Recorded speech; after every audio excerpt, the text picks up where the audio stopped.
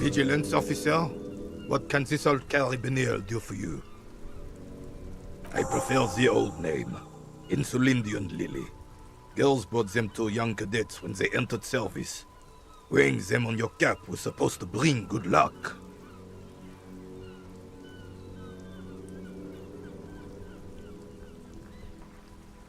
It used to be. But the communards were fond of them too. Call them revolutionary flowers. Bells of the revolution. You know what? No. They brought me misery, false hope, and disappointment. You stirred up some bad memories there. But it wasn't the revolutionaries that sullied the idea for you, was it? She gave them to me too, and your jealous little heart just couldn't accept it. Enough!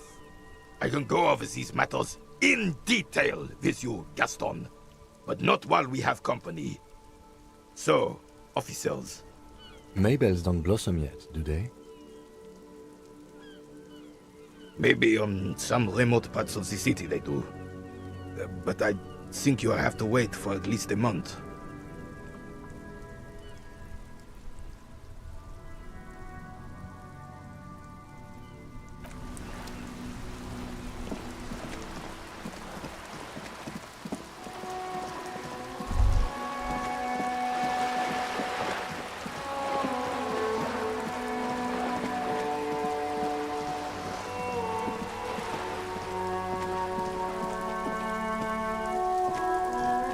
Hello again, officers. Have you come to admire my mural? I don't believe it. I've never known those boys to have manners. The bemusement in her voice doesn't fully mask genuine tenderness.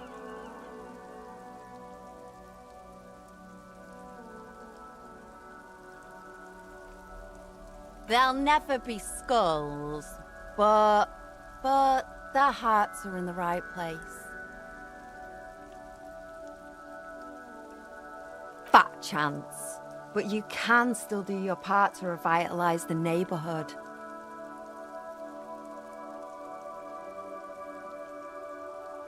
She throws you a conspiratorial glance, then presses her finger to her lips and squints up at the sky, as though straining to hear something in the distance. Have you noticed the quiet?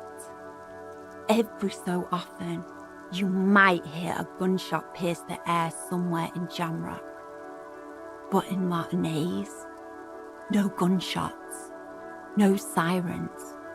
The people are languishing in boredom and complacency.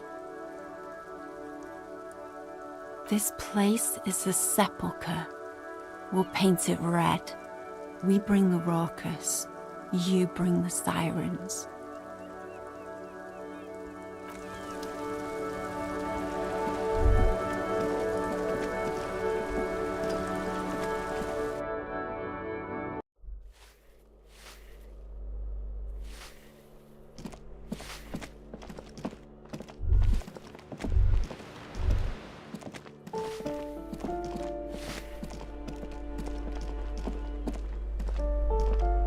You hear someone walking around inside. You hear a poor communard from the looks of it. Do I have to open? Do you have? Let's go. Later then, it's generally easier to do things if you have literally any reason.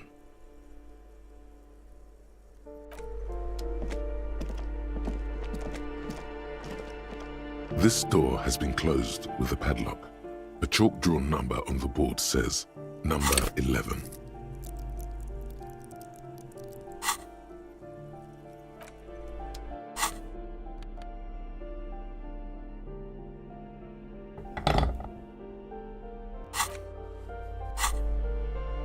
This door has been closed with a padlock.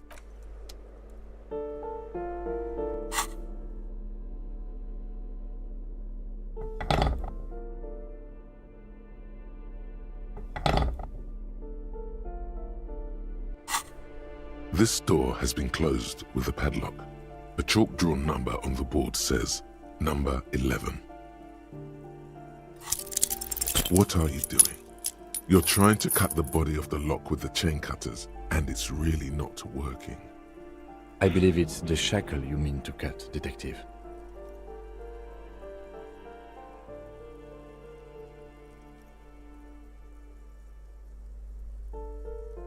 He's just trying to help. Don't take it bad. Relax. Perhaps you should give it another go.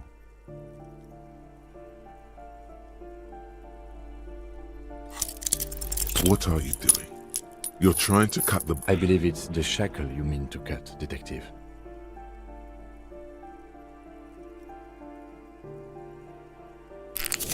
He's just trying to help. Don't take... Perhaps you should give it another go.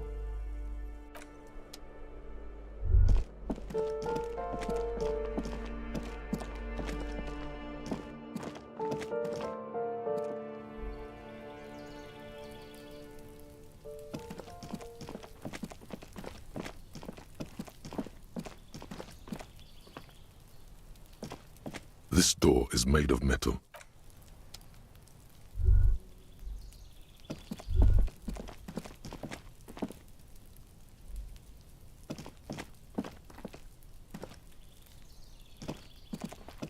This door is made of metal. No one answers.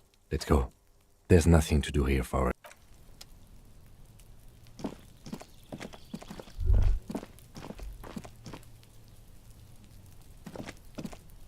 A weathered brown door. The number reads 20. Something smells good. Soup à l'oignon. The lieutenant motions to you to go ahead and knock. This is the door. You already know it's the right door. This is going to be so hard. You're right. Let's talk this through. You hear light footsteps passing by the door and some folk music playing on the radio. We have our first preliminary identification. In all likelihood, the deceased is the husband of Billy Méjean. We need to confirm this, as well as deliver the death notification to Billy herself.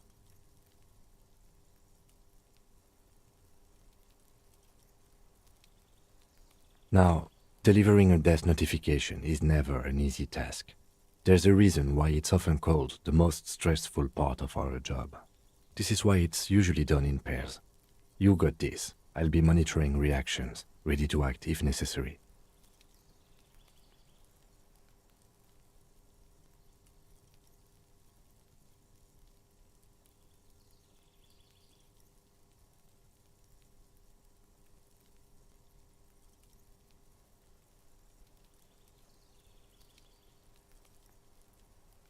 Dead?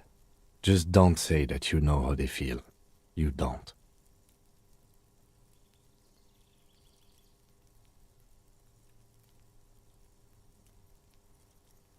Good advice. The lieutenant motions towards the door. Hello? Who is it?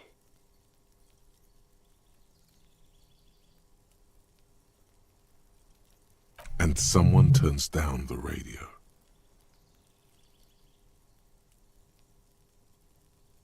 He gives you a short, encouraging nod.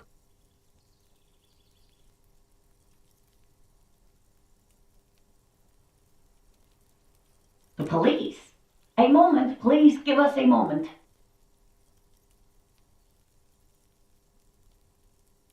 Tidying up, nervously. There's fear in her voice. Come in, the door is open.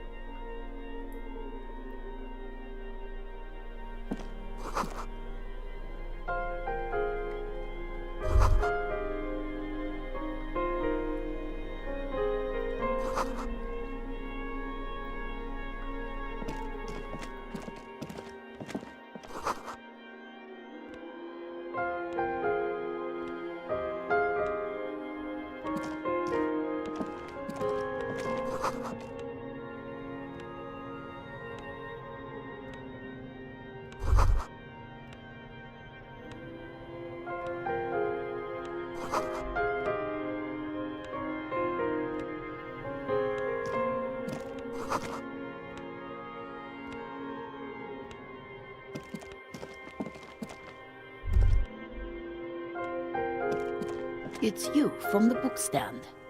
Did you come to bring my cockatoo back?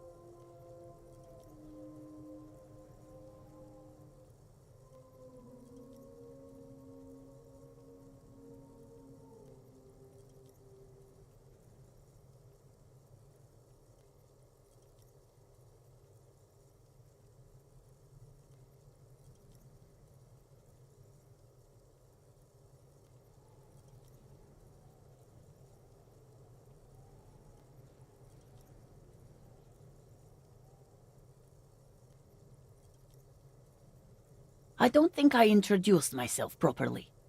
I'm Billy. Would you like something to drink? Tea? Lemonade? We're out of coffee. The lieutenant has taken off his foggy glasses and is busy cleaning them in his handkerchief for now. You're on your own here. He must feel vulnerable without his glasses.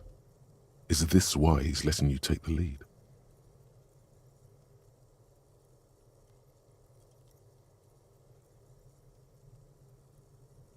She just nods. No, this is something much worse. Is he in the hospital? How bad is it?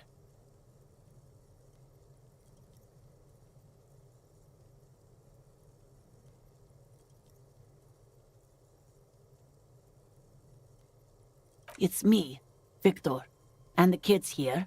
We have 2 daughters, Jenny and Jolie.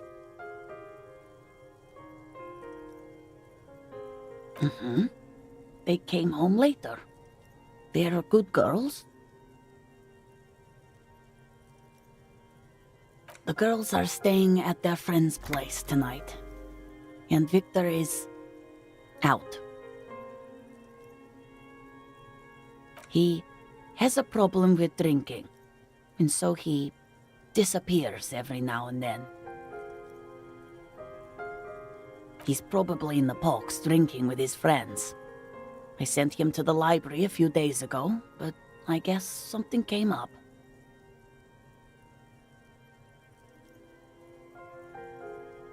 No, I guess I'll find out when he decides to come back home.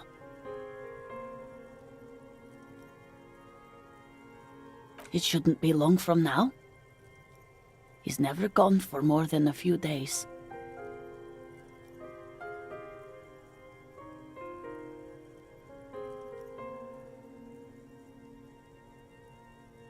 Oh, it's in Jamrock. The one at Mayrow Street. I don't know the official name. Central Jamrock Public Library?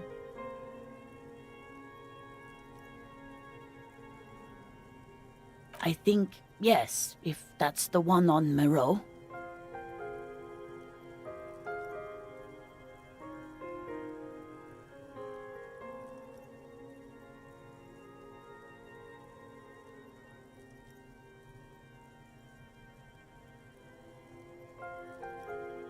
It is. Just to return a book of mine? Why? Why all those questions, Detective? Did he... Do something? Break something? It's a fool's hope.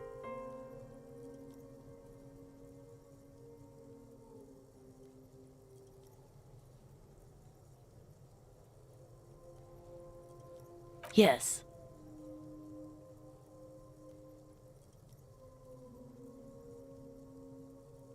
His old leather jacket. It's just your average brown leather jacket, but he bought it as a teenager, so... No, well, the lining is hand-sewn. It's blue. I tried to make the thing more weatherproof since he's running around with it in the middle of winter.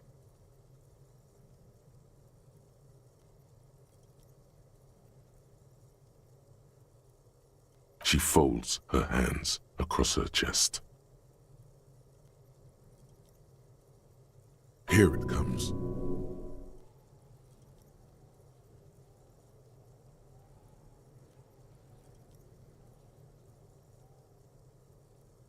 How have I been? You're not here to discuss me. What is this about, officer? I don't want to.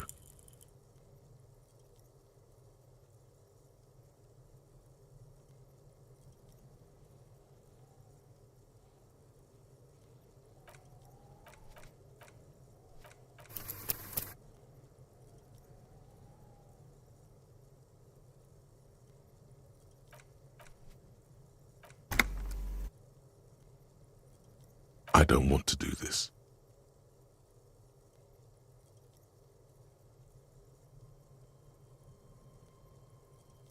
Force yourself. Slap yourself.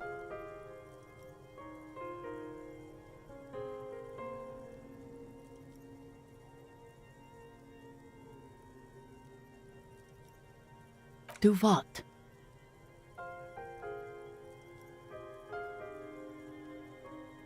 Officer, Too late. You ruined it. Just say it now. Excuse me, what? What did you say?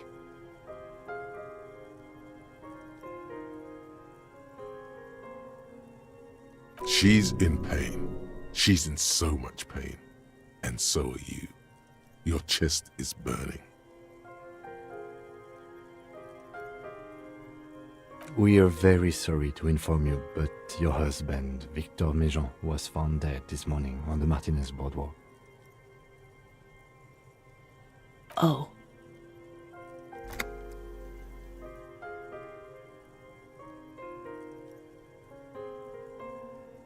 Oh. But he was just...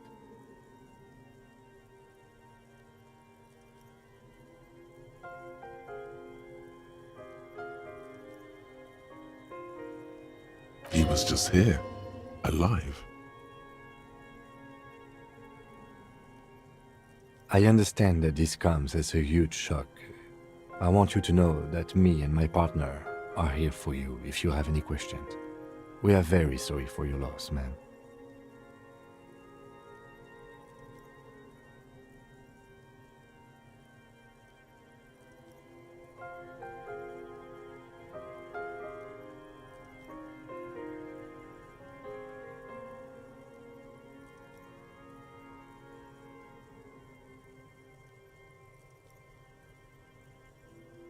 What happened to him? Tell me.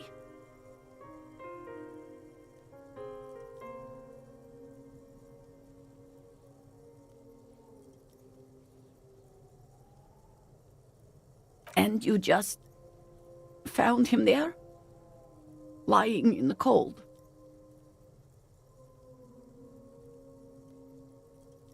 How long had he been there?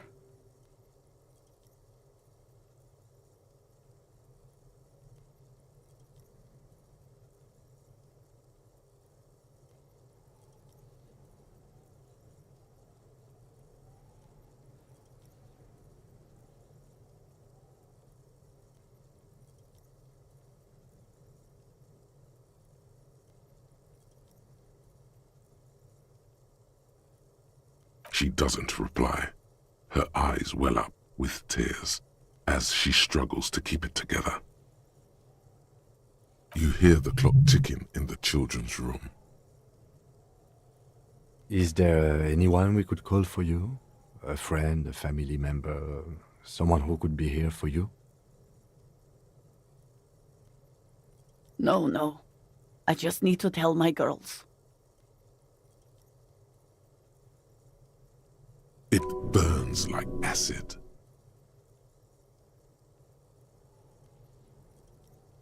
God, should I call them? Should I tell them to come home? All right, I'll call them. Just tell me, what do I need to do next? Where is he? Can I see him?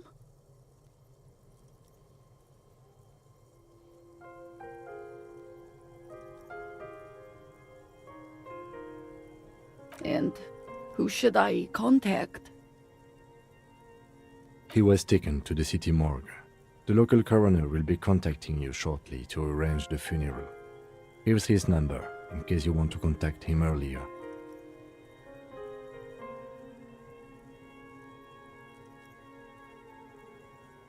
Is there anything else that the RCM could do for you? No, I'll call you if something comes up. I'm still a bit...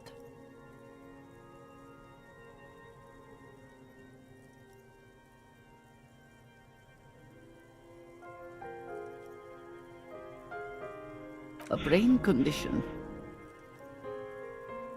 Yes, you're a total fucking horror show.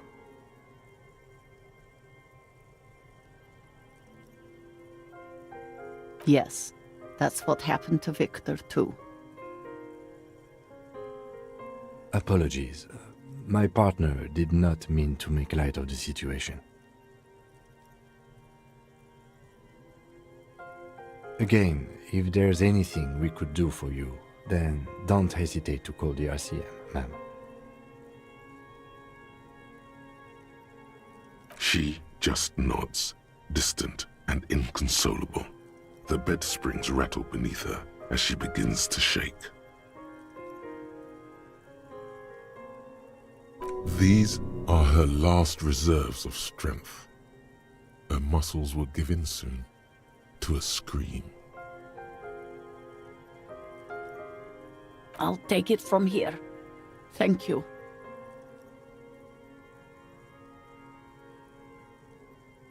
We should step outside and talk.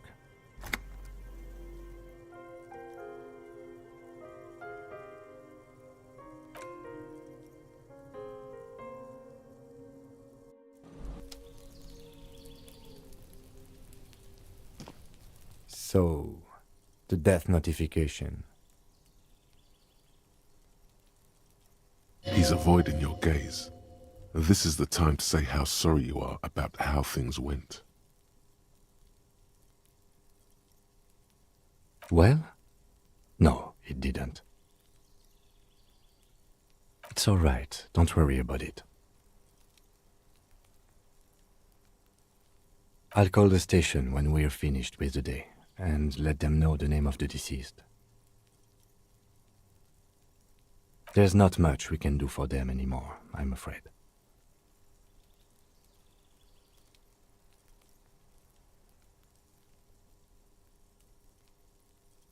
That's it. We should get back to our case. There's nothing more we can do here. And, officer, I've seen worse. This wasn't the worst I've seen, okay? Now let's go. I really have, he thinks. She was strong. She made it easy for us.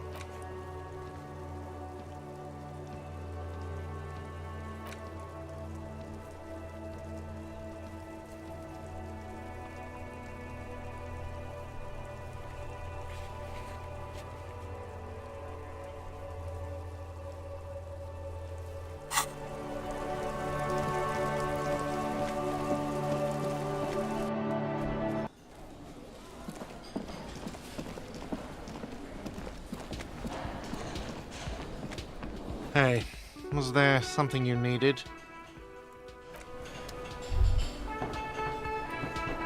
Very generous of you to help us out, officer. I'm sure glad to be back from that little excursion. Yellow man. I mean, officer. Not many Sealites here, or anywhere, other than Sail. I meant no offense, truly.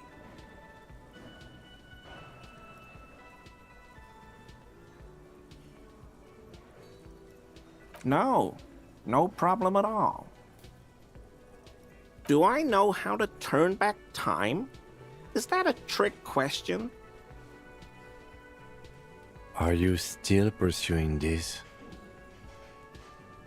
More important than our murder investigation?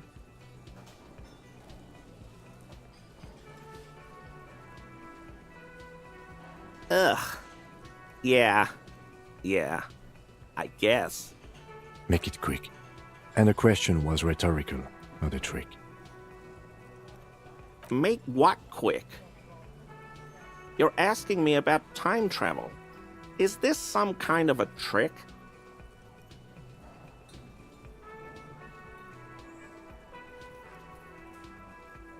Phew. I don't know what to tell you. I mean, of course there are theories out there. Well, there's a very interesting cryptid known as the Semper Ma, and a certain tribe of ancient Kits who practice digital castigation, though frankly, I don't know how compelling you'll find that theory. And then you hear rumors that the Sealites possess technology that actually lets them move through time like it's a corridor, back and forth, you see.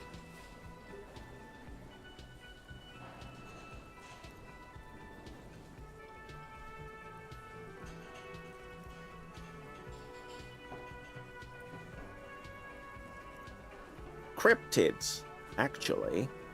It's a so-called colonial animal, presenting as a large singular body when in actuality, it's a congregation of tiny organisms working in unison. It's found in the subtropical jungles of Samara. Extremely difficult to spot as it appears to the untrained eye like common mud. It's thought to be impossible to catch and very dangerous. I once heard a story about a whole village disappearing overnight without a trace. Can you imagine that? Just a large patch of mud where the settlement was. Whole area is completely abandoned now. Locals won't even go near it. They swear the mud writhes and occasionally grows strange shapes. I'm getting there, officer. You see, the Semper Ma has also evolved a curious defensive mechanism. When threatened, it has the ability to revert back to an earlier stage in its own life cycle. It may even be able to do this continually, ad infinitum. Now, here's where it gets really interesting. It's believed that the mechanism by which the Semper Ma reverts actually reverses the flow of time itself. By about 4.5 seconds.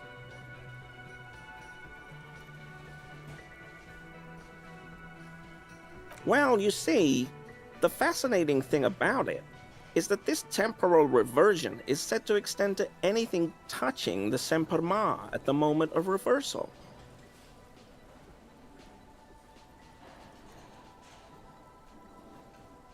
Well, if you cover yourself in it first, then attack it, you could theoretically basically punch your way back to the Franco-Nigerian era.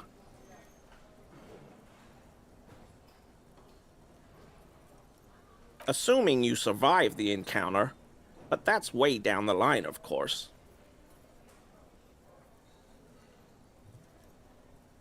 It's true that every expedition up to now has failed, and that several have vanished without a trace. But the potential is there, officer. It just can't be denied. Oh, yes, it can. Easily. And personally, It seems easier than accessing deep secret Sea-like technology and more civilized than digital castigation. But to each his own.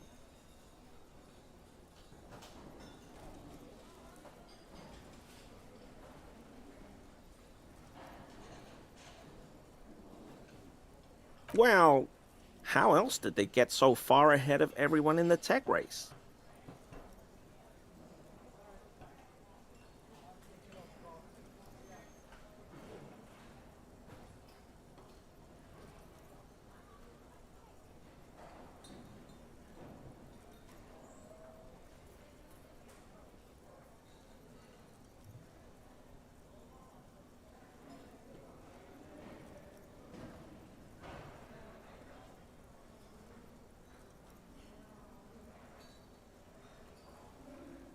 Absolutely. That definitely helps. But that alone? I don't buy it.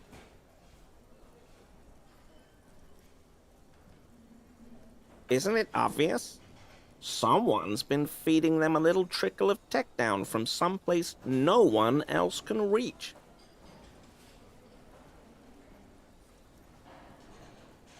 The blue? No, the future.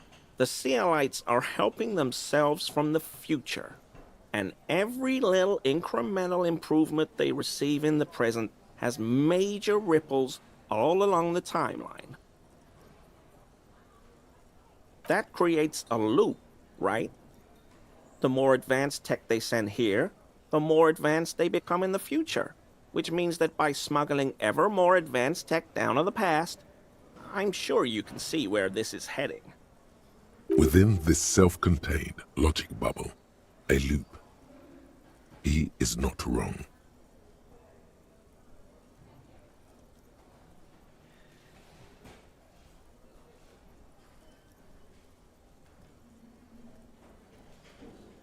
Hey man, no one likes to hear it, but I'm not here to give you a false sense of security. It is what it is. People are starting to wake up and take notice. Though I suppose this still doesn't help you manipulate time personally. Perhaps you should consider digital castigation. Well, essentially it's a grief ritual practiced by certain ancient Seminese tribes. Traditionally, after the death of a village leader, the bereaved are supposed to cut off a segment of their own fingers. What makes it really disturbing is the fact that they bite off bits of their children's fingers too. Even babies. Imagine that. I'm getting there. See, the practice is derived from Seminese finger counting. Each segment of the finger represents 1 hour, so they count up to 12 with one hand, disregarding the thumb, of course.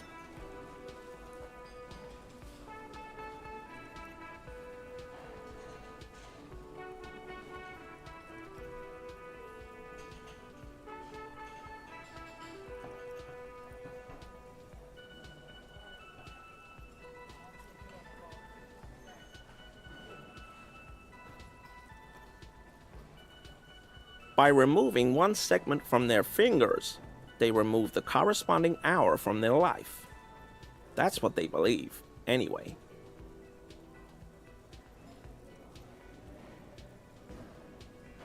No. There's a discrepancy between how these Seminese tribes count and how they tell time. As I explained, they count up to 12 on their fingers, but they divide the day into 15 parts. But that's a whole other discussion. One you absolutely don't have time for. Let's be done with this idiocy.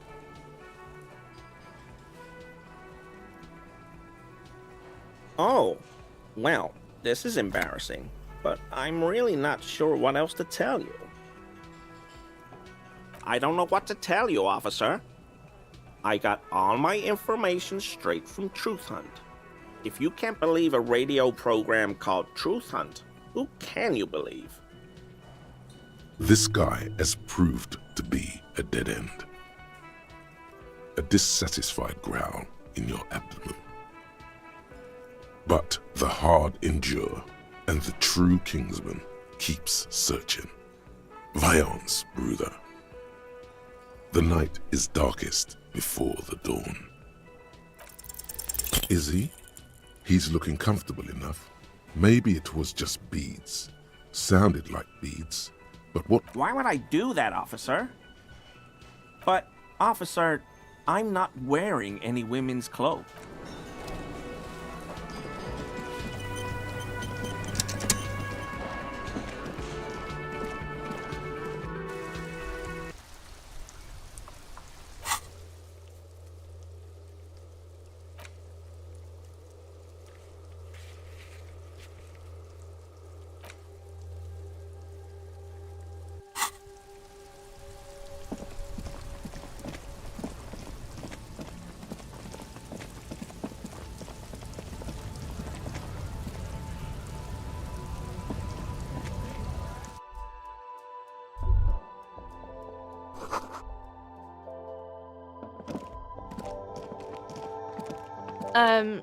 Is this about the questions again? Because I don't really know anything. Wow. I didn't know you worked for the Union, sir. Anything else I can do for you? Blow the whole thing on speed and gin right now. Speed and gin. Great combo. Ask some local dealers, maybe. Reality? You mean, what reality? Economic reality, or...? She is like a student unexpectedly called upon by a teacher. Can she answer the classroom question?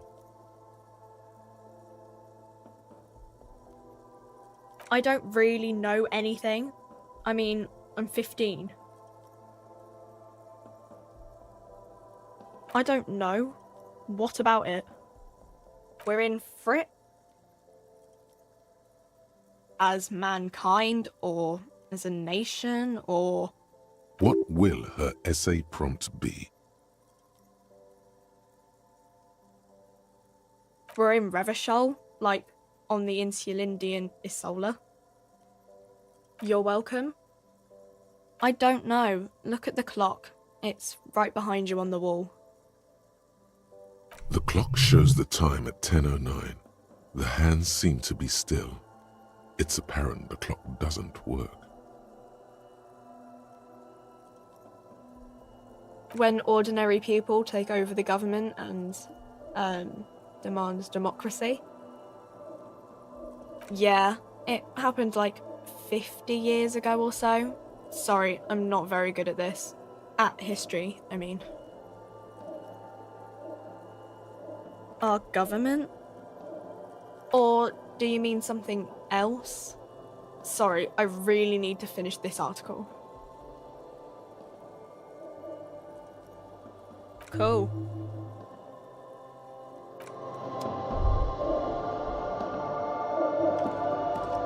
A small cabinet on the wall is filled with various medicine bottles, nasal sprays, and blister packs.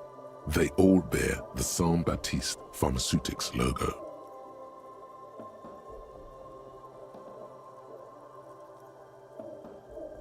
Okay, here. I hope Saint Baptiste makes you feel... Okay, here. I hope Saint Baptiste makes you feel better. Okay, here. I hope Saint Baptiste makes you feel better or something. Okay, here. I hope Saint Baptiste makes you feel better or something. Okay, here. I hope Saint Baptiste makes you feel better or something. Okay, here. I hope Saint Baptiste makes you feel better or something. Okay, here. I hope Saint Baptiste makes you feel better or something.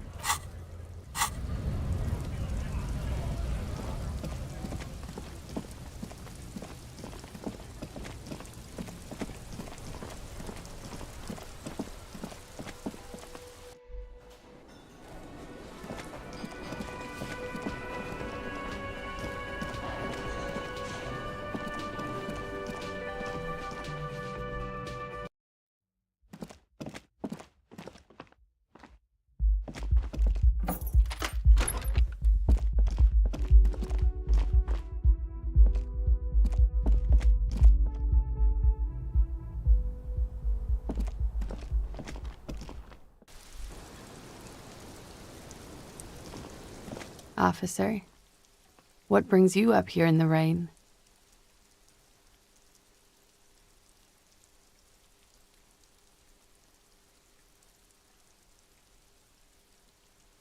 She puts her coffee cup down with a soft ring as the porcelain meets the metal table.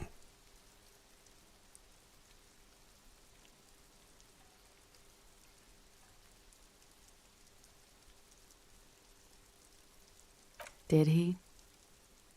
I never said he was a good man, or that he had good intentions, only that he was never bad to me.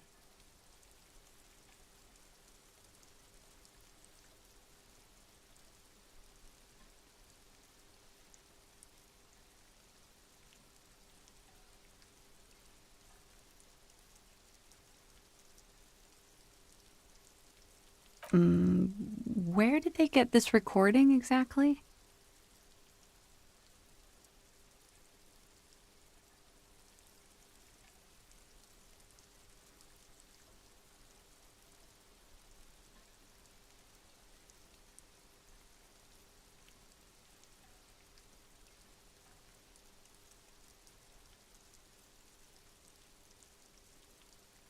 It's intercepted radio chatter of the deceased, recorded via a de-encryption station. It's authentic enough. Does he say he's gonna do it Soldier of the Apocalypse style?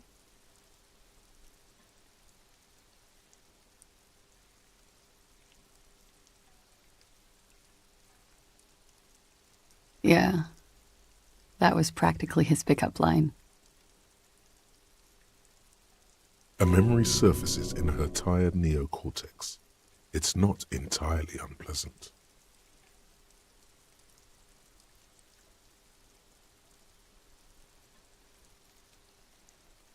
Did he say whores a lot? Was he pretty much on the verge of doing it Kohoi style?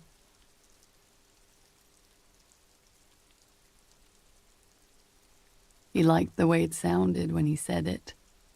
As to Kohoi,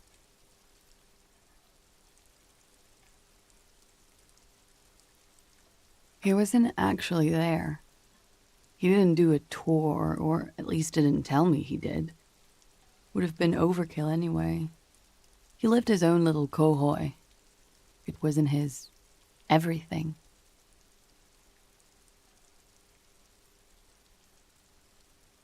Yes, was he bragging? Oh no, I'm pretty sure he did all those things. Then integrated them into his idea of normalcy. To keep on living. Until they just sort of turn into his, what's the word I'm looking for? Running joke. I was gonna say running joke. And it sounds like you didn't even get the good bits. Lely's punchlines got way, way funkier than that.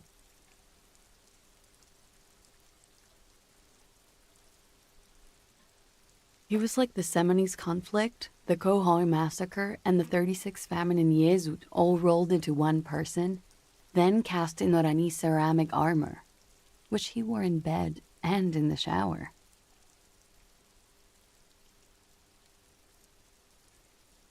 We're all scraping up any happiness we can find, officer. Going around with our little scouring sticks. You, your first love, Mr. Kohoi here. Did he tell you he had actually done any of those things? He and Martinez, I mean? No. We were too busy laying waste to our own nervous systems to direct any of the fury outward. He seemed happy, I guess. At ease. As much as a man like him could be.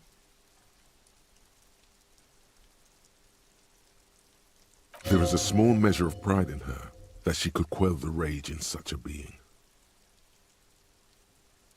What kind of man was he? Before you go, ask for details. She seems okay to talk about it. Thank you for clearing that up, miss.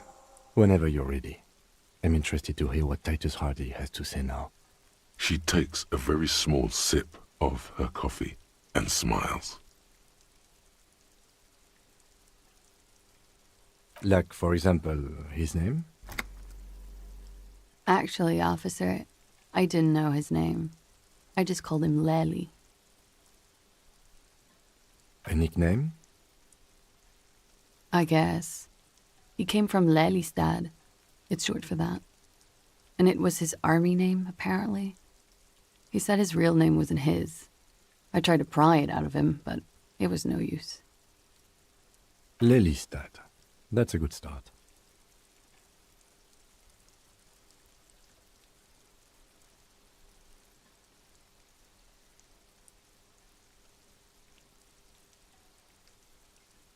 We have a few questions you can help us with. A few things a field autopsy alone can't answer. The young woman cranes her neck, trying to catch a glimpse of the page the lieutenant passed to you. On it is a list of autopsy observations recorded neatly in blue ink. The last missing pieces of a puzzle of flesh.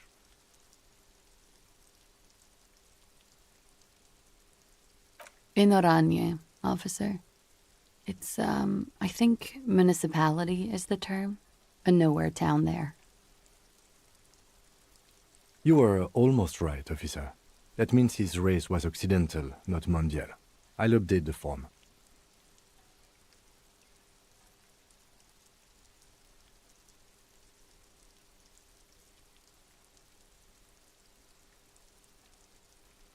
Yes, we were compatriots.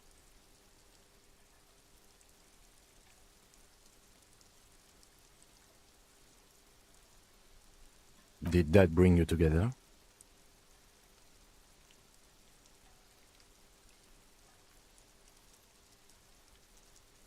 No, he was too old for that. And from another part of Oranjenrijk. I didn't even understand his accent. What brought us together wasn't Oranje. It was bad habits.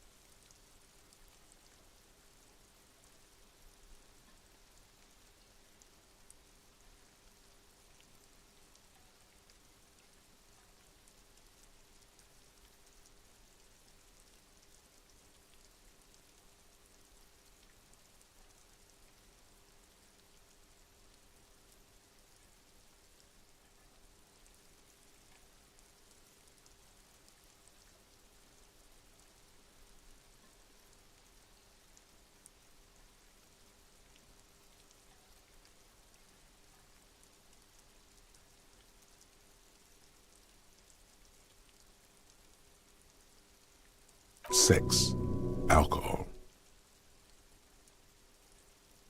speed, probably also sildenafil. No love for Muta Oranje? Wasn't he a soldier?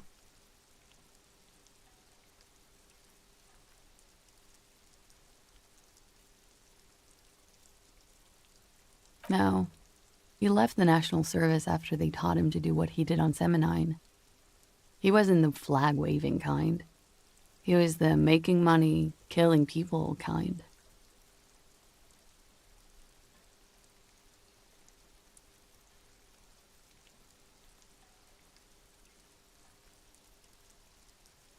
He was by no means a stupid man. A people person. A small platoon leader. Certainly not a patriot. A flash of rage comes over you. The words have already left your mouth. Had he passed that test, we wouldn't have gotten along. Come to think of it, maybe it was our hate for Oranje that brought us together. I love Revachol, though. I hope she loves me, too. He was 42. 42? Are you sure? I would have had him above 50. He had many scars that made him appear older. But no. We even celebrated his birthday, like, some weeks ago. It was a funny 2 days. He had little reason to lie to me. We were slightly off then. Thank you for clearing it up. The adversary one. Blue. Light blue. They were like little blue galaxies, you know? It was strange, seeing those eyes in his fucked up face. Pardon the swearing. I do him an injustice. He wasn't ugly.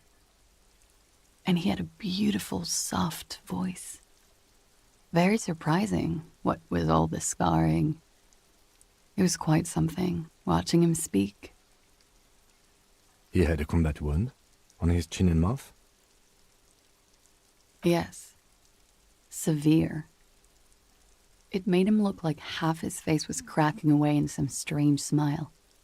That and those eyes. Ah, yes. His hair, if you can remember?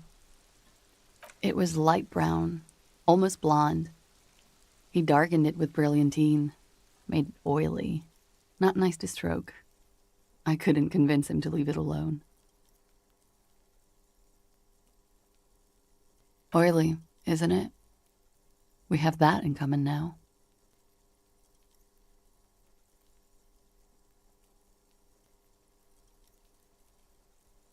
Oh, that. It's clear she liked it. Quite a lot, yes. It was a map of his life and the places he visited as a soldier. It was mostly for showing off to chicks, though.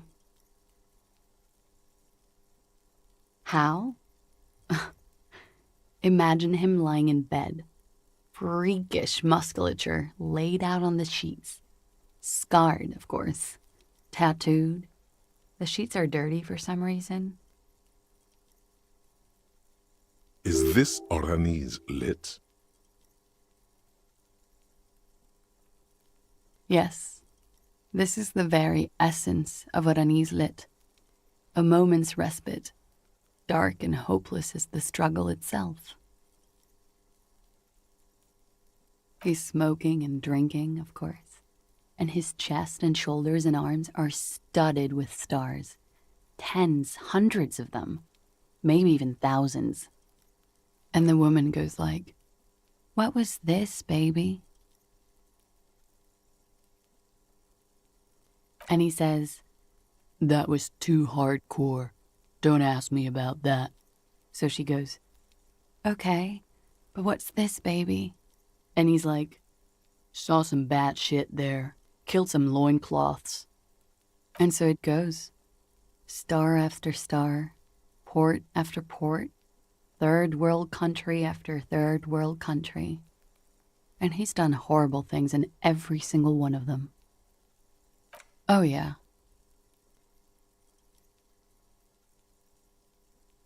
No, thank you. I've seen enough of him dead. I can tell you what they meant without looking at them.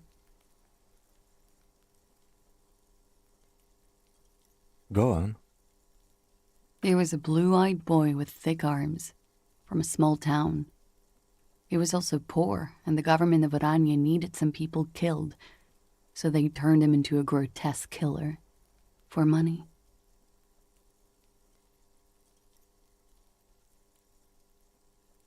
He went to Killer Academy in Vredefort. Then he killed some people on the Seminine Islands. And on other islands, too. All of the islands. After this, he came to Revachol and got killed himself.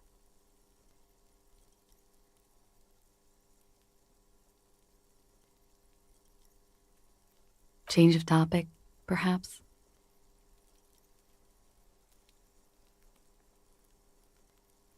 All right.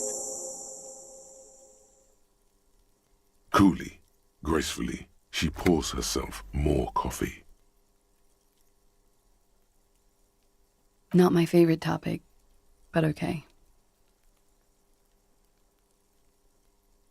How about we, change the subject to something more... Wait, stop. That man, bloated beyond all recognition, was 42?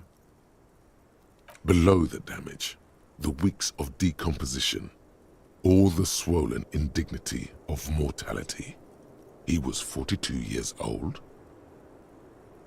How old are you? That's where this is going. 45,000 liters of raw alcohol has left its disfigurements. What lies beneath, you wonder? You could ask either one of them.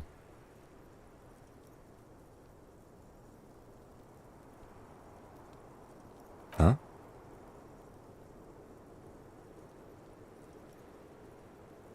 How old? 58.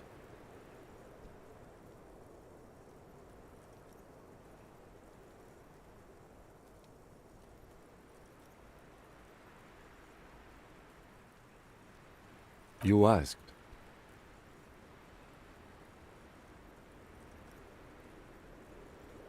"42. And he was deceased. He had been decomposing for a week."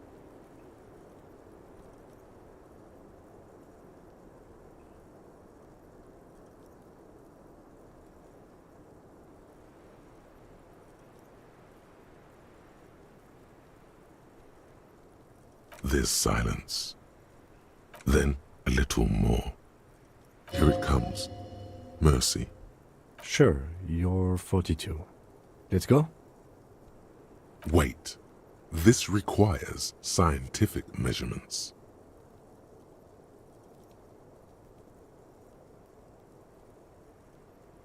To the laboratorium.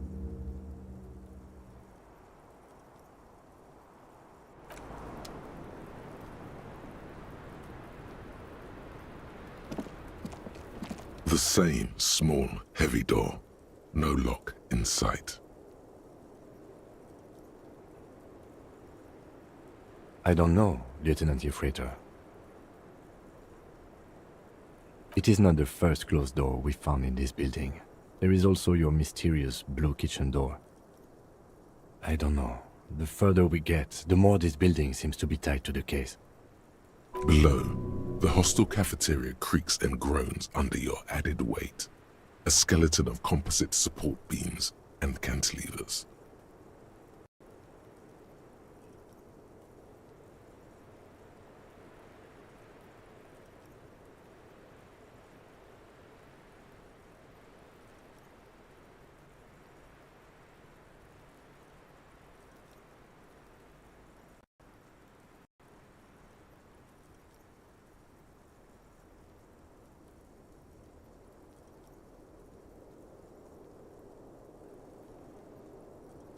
A dull thump. Somewhere inside, a wind brace rattles from the imperceptible motion of the building. The vigilantes, the cadaver, and a number of people connected to the case are in or around this building. This door is part of it. It's not unimportant. It's barred from the inside. You hear the bar rattle in the brackets. Sounds like it's heavy, too. Very sturdy.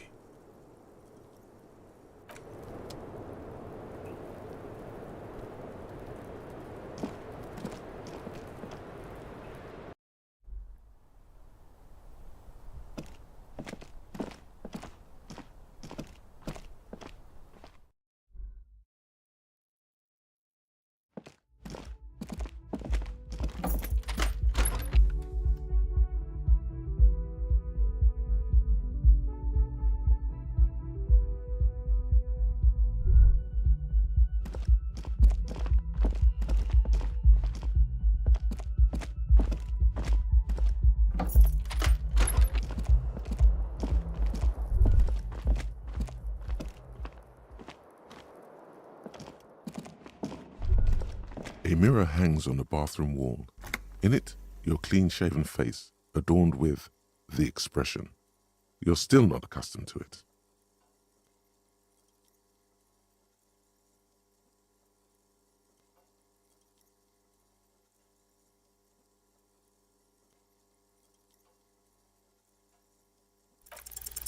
The faucet is quite terribly mangled, but you just might be able to twist its parts into place. You handle the chain cutters deftly, applying just enough pressure. The faucet regains a recognizable shape. The steam stops. Told you that you needed those chain cutters. Everything is connected. Everything has a purpose. the mirror begins to clear slowly without you having to wipe it.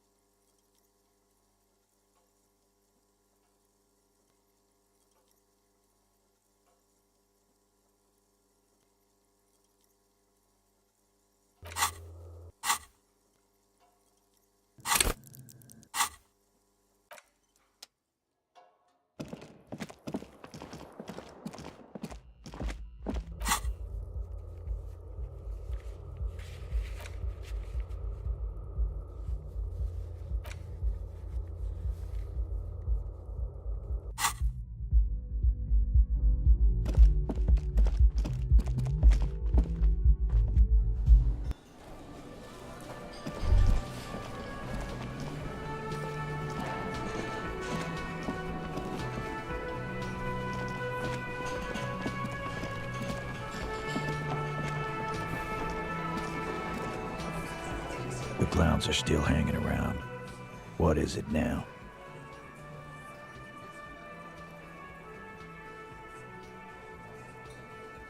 Anne.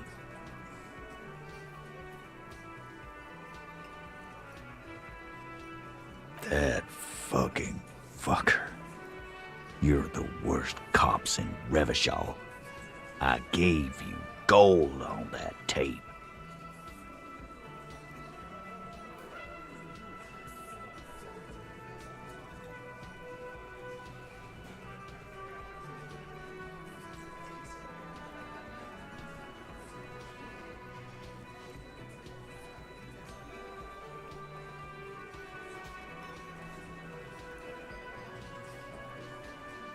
Locker room talk. What are you, fucking brain dead? I've been to plenty of locker rooms. They don't plan rapes there. What did she have to say then? Fine by her? This is what people are supposed to be like? Fucking whoop-de-doo.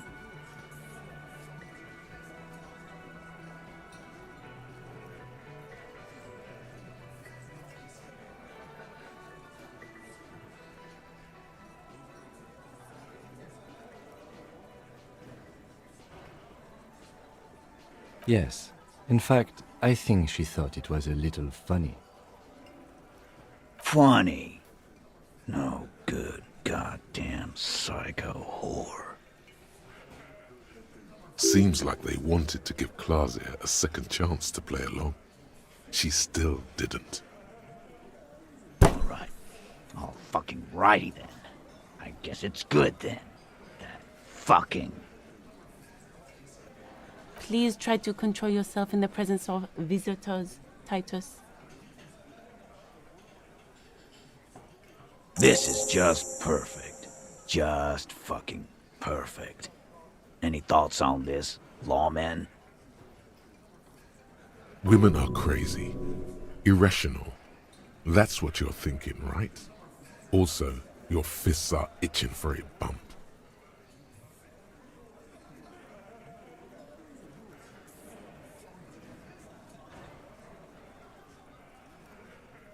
I ask for your opinion, not a bedtime story.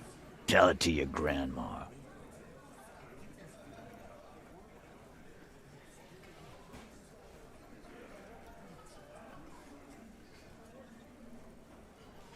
But she didn't.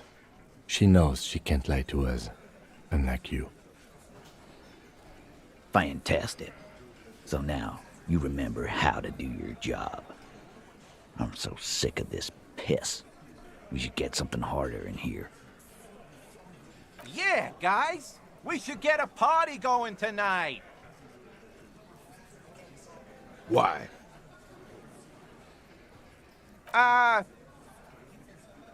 Maybe not then. Success. They admitted to unlawful collaboration to derail the investigation.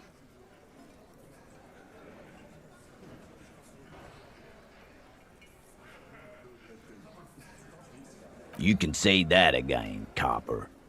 Right here. Here we go. Bump it hard. You just gonna leave a fella hanging like that? RCM queers. Yeah, they're all queers. can't bump hard fist or anything. Who are these people? To leave a fella hanging like that? What is wrong with you? You would have made friends for life. These guys will never forgive you now.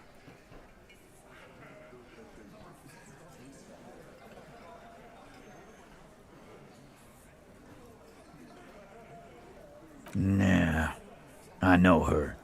She's just a girl. In over her head.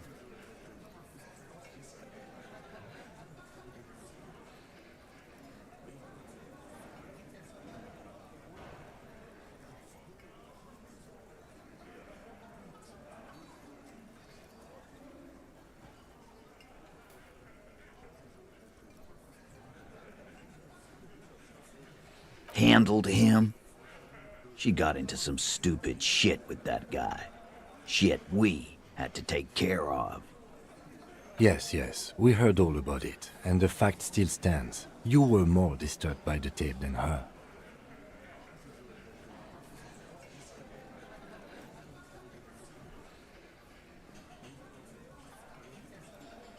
I already told you. We fucking hanged him.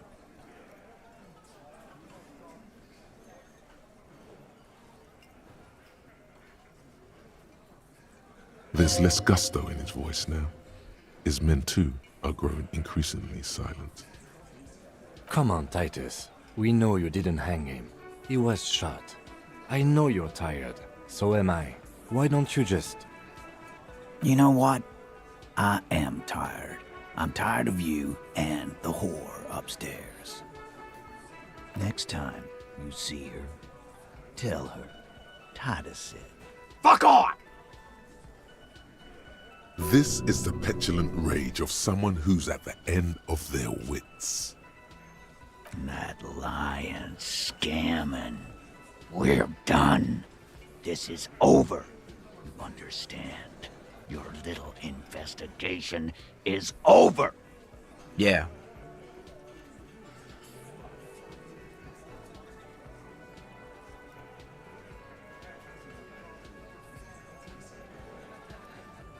On the floor, beer drips out of the can into a small puddle. No one does anything about it. What is this quiet funeral shit? All we need is some beers in us. Bartender, 20 beers for the Dock Workers Union. Why do we make it 40, huh? Why do we make it 100 beers? You're not loud enough. 100 beers? Now we're talking. Hoppity hop over here, cafeteria manager. The window might be closing. The more beers they get in them, the less cooperative they will be.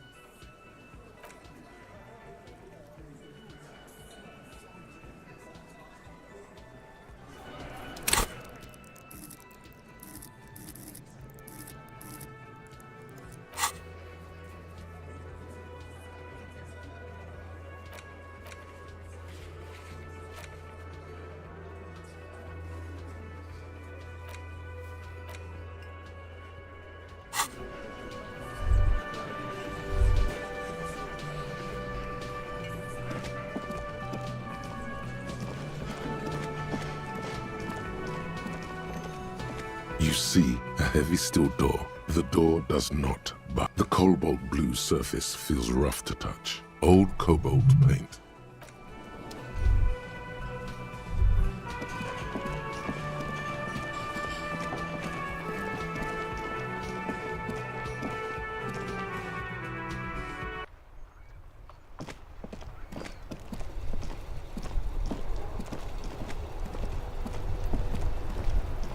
Inside, you see a set of steering levers, a radio microphone, a pull-out toolbox. This is Precinct 57. How may I assist you? Yes, It took some convincing, but I got the mercenary's name and a few biographical details. Are you ready? The lieutenant leans in to listen, notebook in hand. That suit of armor was issued to an Oranese citizen named Ellis Kortenaer. That's Ellis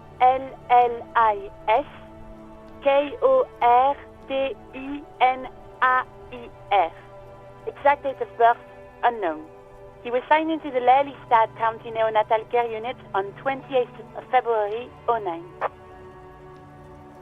He was found as a newborn in a leaf compactor near an abandoned farm. He spent 4 months in the neonatal unit, survived apparently, and was assigned to a foster family at 2.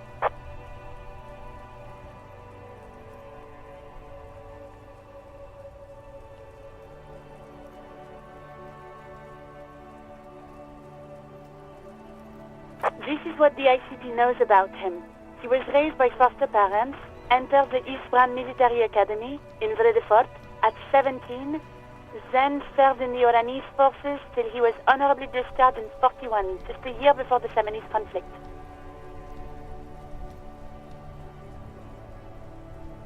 Then the armor followed him to Seminine, or at least I assume it did. And that's it. There are no records of his employment in Crenel, or any of its other incarnations, or him even entering Revachol. It's a garden tool used to press leaves into these cubes. It's a detail the hospital had, the only detail in these files. So I thought it would be good for you to know. It is. Thank you, Alice. None, officer. Sorry.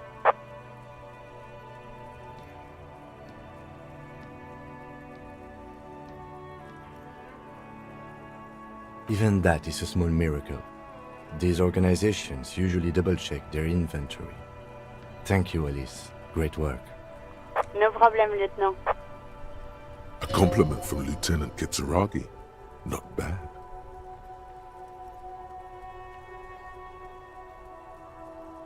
A name. This is very good. Ellis Kortenaer. Sometimes police work is about human dignity, about giving back names to anonymous victims. I'm glad the inquiry was helpful to your investigation, officer. Did you have any other questions? Just a moment, officer. 10-4, come in, officer. Over. Roger that, 10-10, over and out.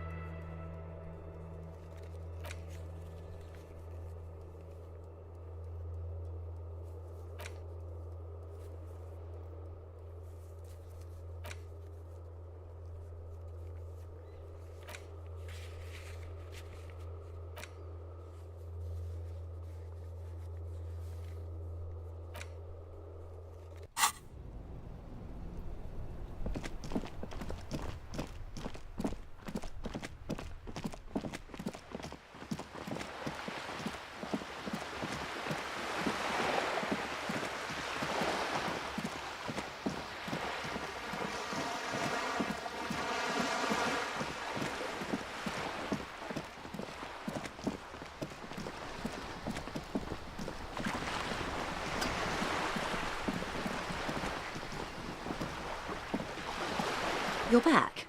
Good. What can I help you with?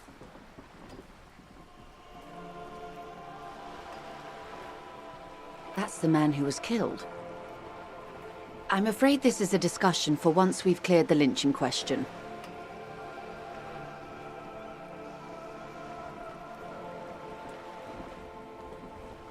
Better not tie the fourth day to the bat's day on this. I hope there is something else I can help you with. She wants to answer the question. Protocol keeps her from it.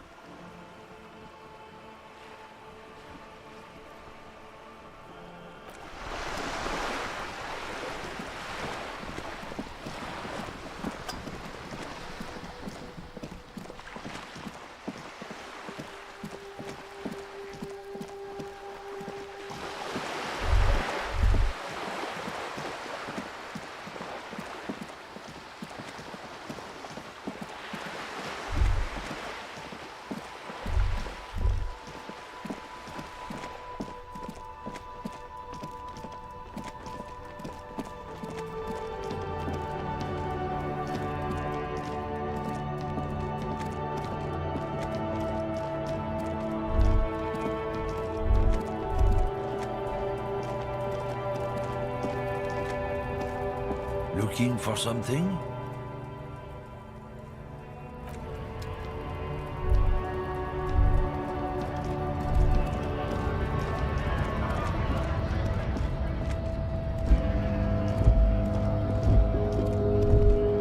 A lorry stuck in the traffic jam. The windows are clear.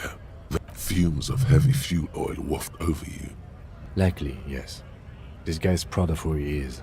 Drapes it all over his machine. He was acting tough before. This probably scared him a bit. Who knows when it will come in handy? A slightly scared, racist lorryman.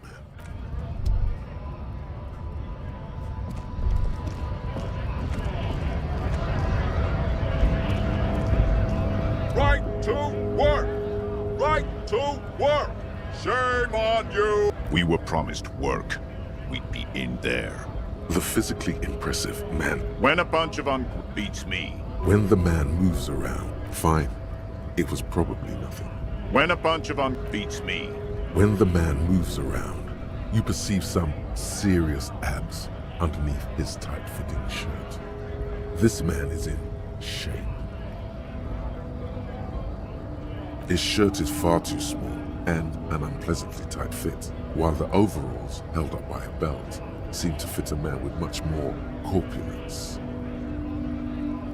He ignores your question, choosing instead to turn to the emaciated workers, raising both fists in the air. The clothes are obviously not his. Silence is the answer. There's something off here, but he won't say what. You've been talking to him for quite a while now. Something is off with this guy. Ask him where he's from. What's it to you?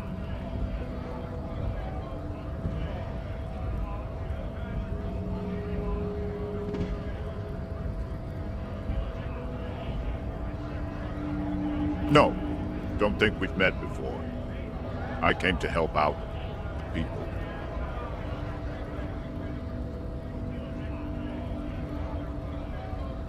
We're all workers, right? Workers stick together. Came from the eminent domain, in Jamrock. Backgrounds in odd jobs, heavy lifting, cargo hauling, bouncer work. I know the drill.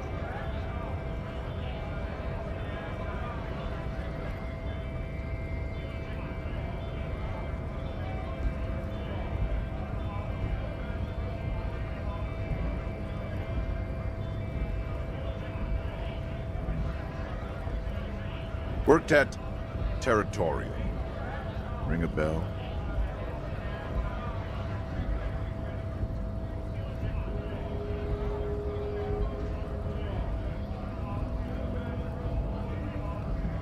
Uh-huh. It was a long time ago. What's it to you? No, don't think we've met before. We're all workers, right? Workers stick together. Worked at Territorial. Ring a bell? We're done here. I have a strike to break.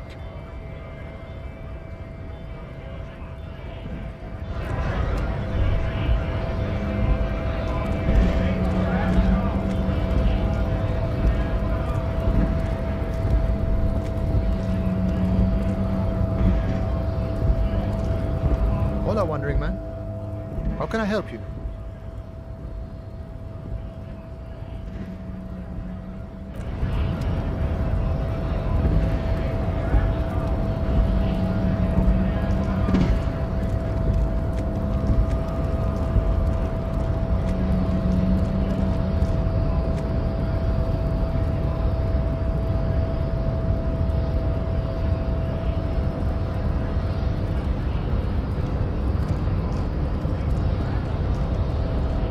The unpromising race pupil returns.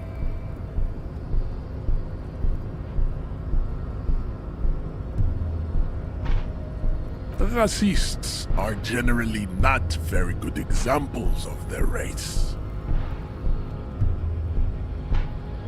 Welcome to Revachol. You hear him yell at a redhead woman visiting the fritter nearby.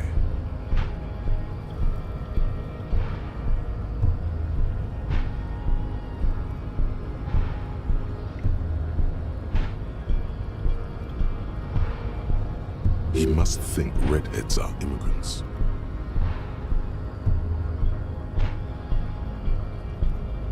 I am not like them.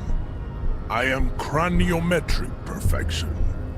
I have taken the trouble to permanently draw a phrenologic grid on my skull and features. This should dispel any doubt. True. That is a noble cranium, but you got a hard noggin yourself.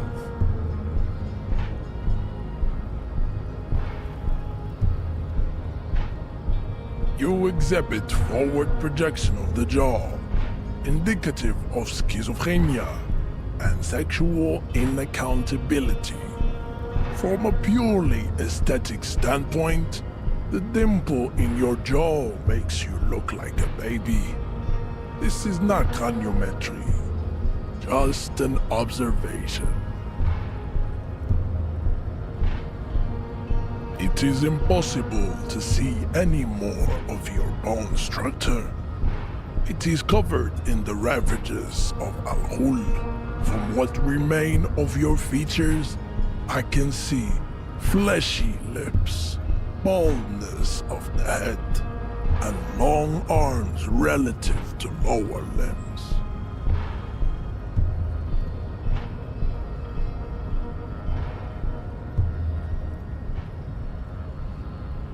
This leads me to conclude you are not a police officer.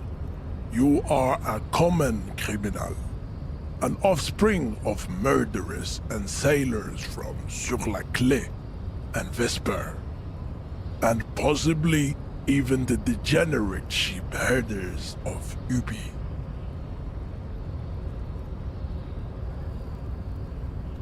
Your racial heritage is uninteresting. It is the same as all Revacholians. Your parents and their parents made the decision to reproduce while under the influence of Al-Ghul. That is the only reason you are here.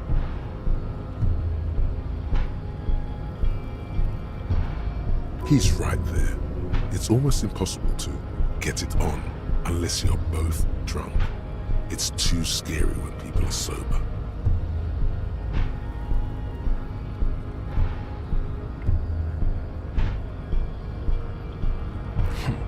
Observe. Like a peasant hoping to bed a nobler woman.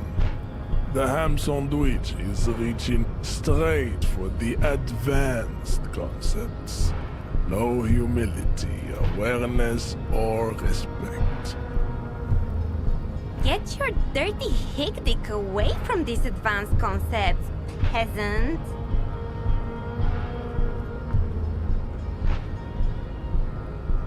To comprehend time, you must possess at least a basic understanding of how reality works, what the rules are.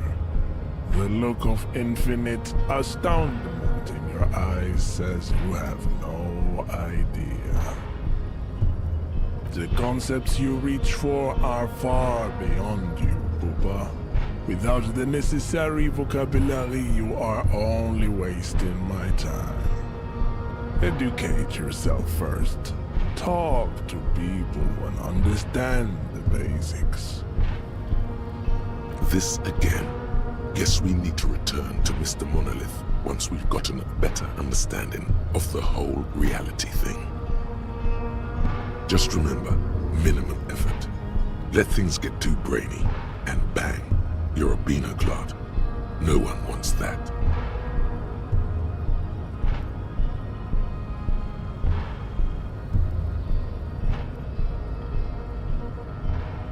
Come back to me when you've mastered the Rhizome.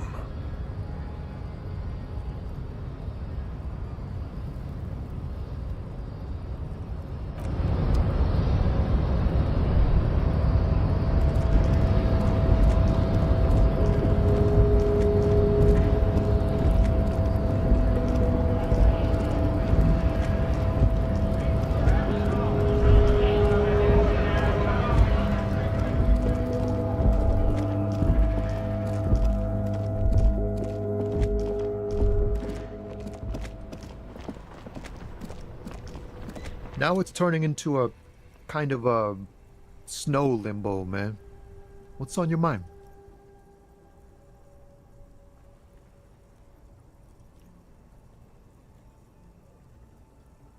I don't want to talk about that.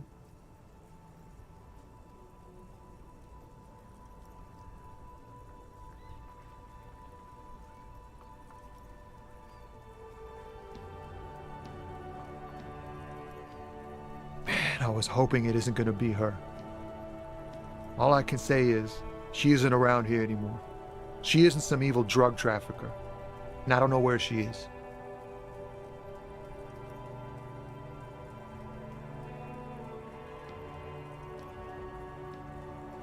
I didn't, man. I told you I was hoping it's not her. That she wouldn't be mixed up in it. He still is, hoping. It's just wishful thinking on his part, not trickery.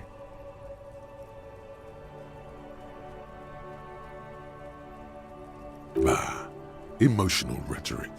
He knew something and he didn't share it with you. That's a fact. Thank God I don't know. People here call her the Lady Driver. She kept her name a secret. From me too. Now I see why. A friend? An acquaintance? I don't know. She was the only person in this damn jam I could talk to. She's someone I don't want to rat out to the law, okay?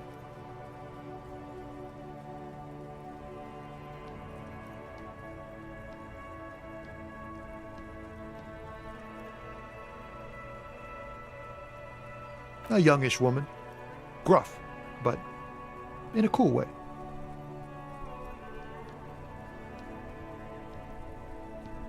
What color hair?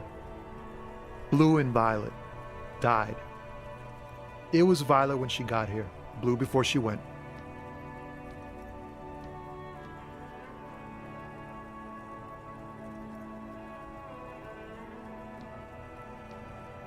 Then she may have dyed it again. Damn, I don't want to... Please just let it go. Whatever she did, it can't be that bad. She's not a bad person, I know that much. We can't just let it go. It's part of a police investigation. That's how it always is with you, isn't it? All part of the investigation. The girl's troubled. If you hunt her down, she may not survive it. I can't have that on my conscience. It won't come to that. We won't pursue her on this. This is information only. I don't believe you. I just can't, man. I'm not naive. She's got the darkness in her. That young person's darkness when you think it's all over. And you're looking for a way out.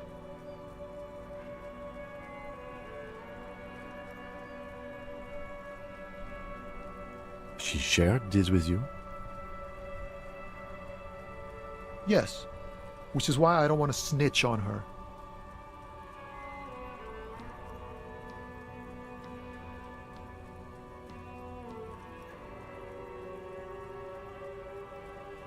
It's snitching, man. I know what it is. I heard the rumors. I saw the other drivers looking at me strange when we talked. And she told me, too, that she's had a violent life. But I wasn't afraid of her. More like for her.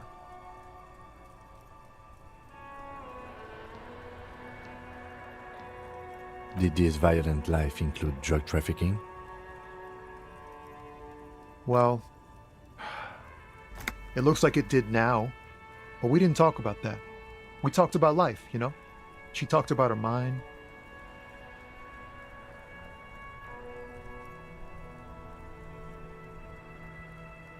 The way it worked.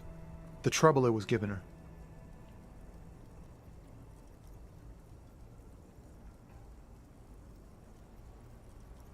The pain it was causing her.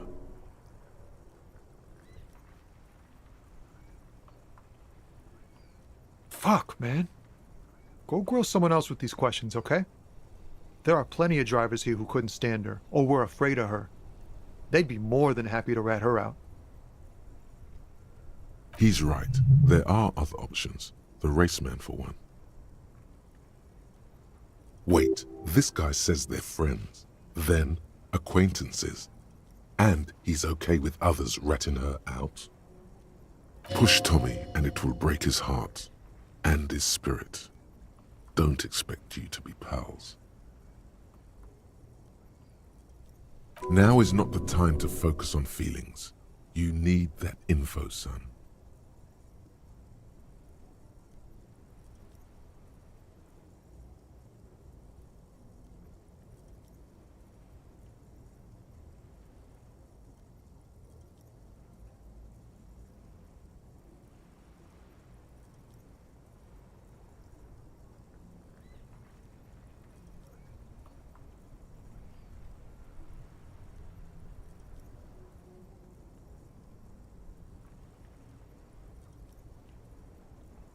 Fine.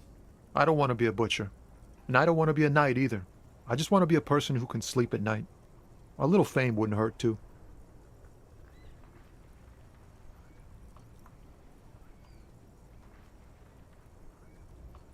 You're not going to put a bullet in your head if you blow it, are you? Because she's on the edge, man. I wouldn't be so sure, Tommy.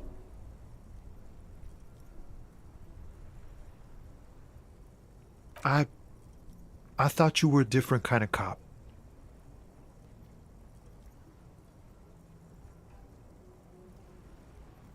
The realization that you've used his friendliness and goodwill for your own ends.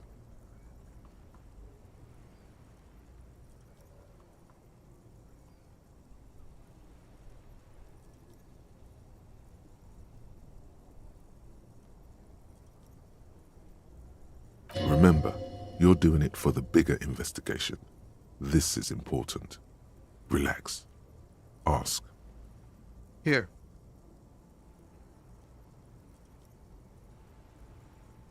The keys to a motor lorry.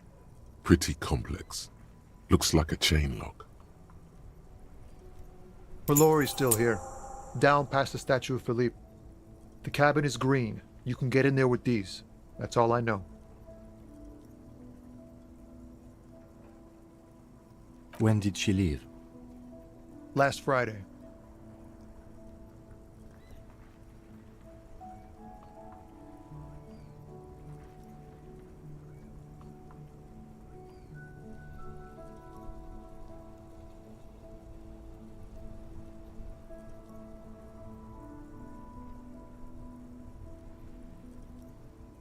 She left them to me because she trusted me. So I can get it out of the way when the jam breaks loose. Otherwise,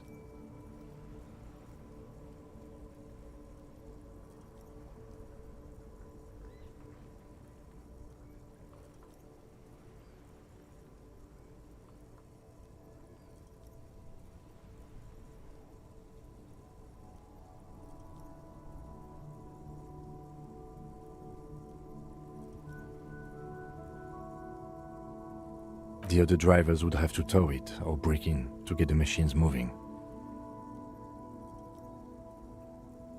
If they break in, they would find what's hidden inside. Something incriminating.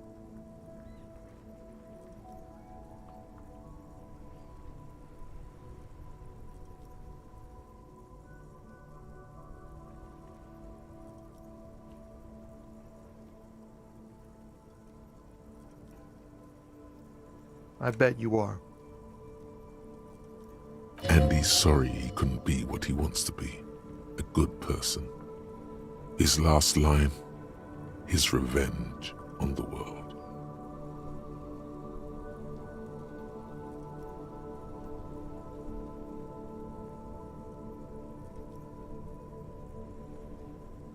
Nah, I need to think my own thoughts now. Pray forgiveness for my sins. Go check your cabin.